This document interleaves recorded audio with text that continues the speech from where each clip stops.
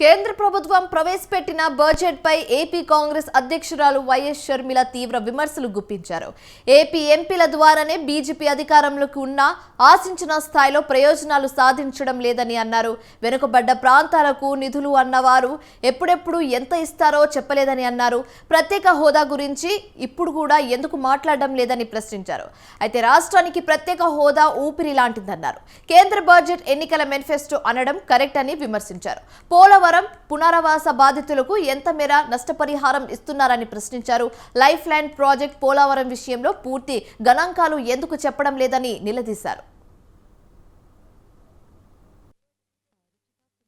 నిర్మలా సీతారామన్ గారు ప్రవేశపెట్టిన బడ్జెట్లో అయితే రాజధానికి కేవలం 15,000 కోట్ల రూపాయలు ఇస్తున్నాము అని తెలిపారు.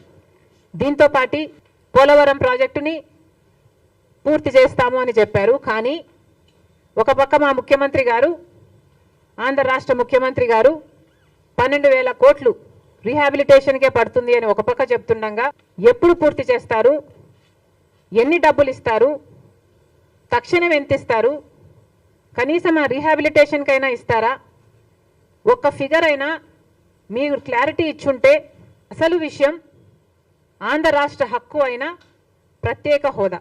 మరి ప్రత్యేక హోదా మీరు ఇవ్వదలుచుకోవటం లేదా? మోడీ గారు వచ్చి తిరుపతిలో సభ పెట్టి 5 సంవత్సరాలు కాదు 10 సంవత్సరాలకు ప్రత్యేక హోదా అని ఆంధ్ర రాష్ట్ర ప్రజలందరికీ మాటిచ్చిపోవడం జరిగింది.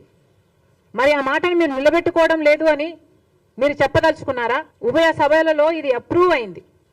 ఆ రోజు ప్రధానమంత్రి అయితేనేమి, ప్రతిపక్ష నాయకుడుగా ఉన్న బీజేపీ అయితేనేమి, మొత్తం అందరూ ఒప్పుకున్న అంశం ప్రత్యేక హోదా ఆంధ్ర రాష్ట్రానికి. మరి కనీసం దాన్ని